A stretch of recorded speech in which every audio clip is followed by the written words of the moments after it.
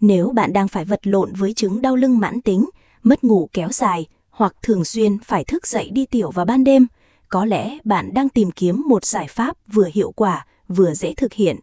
Bạn cần một phương pháp không đòi hỏi dụng cụ và có thể tập ở bất cứ đâu. Hình ảnh cổ xưa này cho thấy bài tập dịch cân kinh.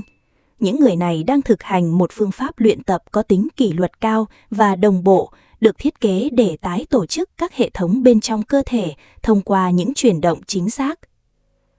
Tiến sĩ Herbert Benson đã tiến hành nghiên cứu về phản ứng thư giãn tại Đại học Harvard.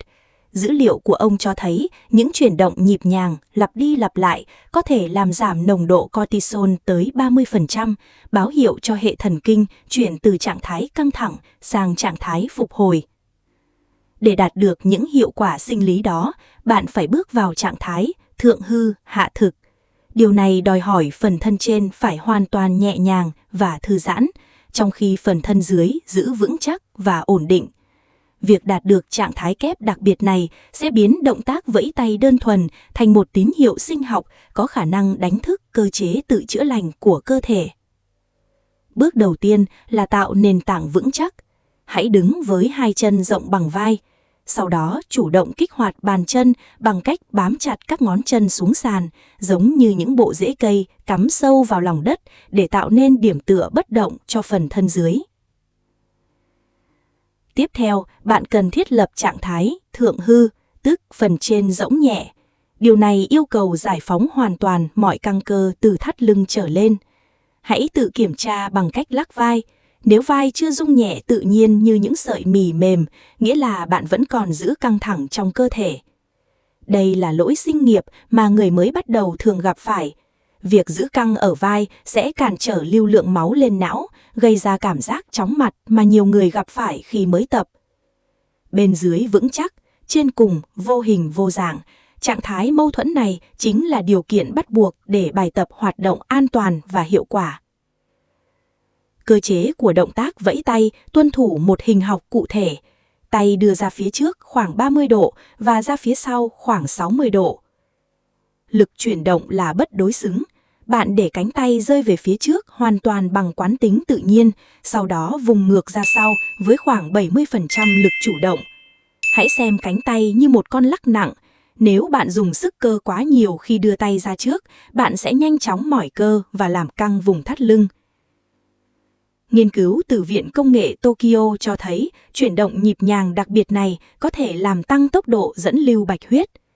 Bằng cách duy trì đúng góc độ và tỷ lệ lực, bạn biến đôi tay thành một máy bơm sinh học giúp đào thải tình trạng viêm ra khỏi cơ thể.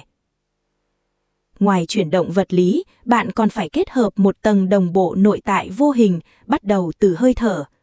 Hãy hít vào nhẹ nhàng bằng mũi khi tay đưa ra trước và thở ra mạnh hơn khi tay vung ra sau.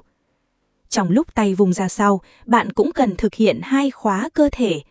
Ép đầu lưỡi chạm lên vòm miệng, co nhẹ cơ hậu môn. 2 khóa này giúp kết nối mạch nhâm và mạch đốc, tạo thành một vòng tuần hoàn nội tại khép kín, ngăn thất thoát năng lượng và kích thích hệ tiêu hóa cũng như bài tiết. Hãy duy trì nhịp độ đều đặn có phương pháp. Hãy theo nhịp đếm. 1, 2, 3, 4. Giữ nhịp như chiếc đồng hồ quả lắc cổ chứ không vội vàng. Sự đồng bộ này giúp năng lượng trị liệu lan tỏa đến các tế bào mà không gây quá tải cho tim. Hãy dừng lại một chút và quan sát bàn tay của bạn. Nếu lòng bàn tay ấm lên và đầu ngón tay hơi đỏ, hơi sưng nhẹ như thế này thì nghĩa là bạn đã thực hiện đúng. Cảm giác tê dần đó là dấu hiệu vật lý cho thấy những mao mạch nhỏ vốn ngủ yên cuối cùng đã được cấp máu trở lại. Đối với người mới bắt đầu, hãy tập từ 200 đến 500 lần mỗi ngày. Khối lượng này giúp hệ cân mác và khớp thích nghi an toàn.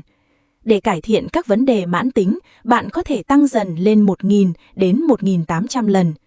Khối lượng luyện tập kéo dài này tạo ra nhiệt chuyển hóa và áp lực nội tại cần thiết để ép máu lưu thông qua các mao mạch bị co thắt, là nguyên nhân thường gây tê bì và đau nhức mãn tính.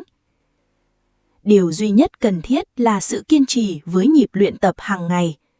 Cơ thể con người có khả năng tự phục hồi vô cùng mạnh mẽ. Nó chỉ cần đúng tín hiệu cơ học để bắt đầu quá trình đó.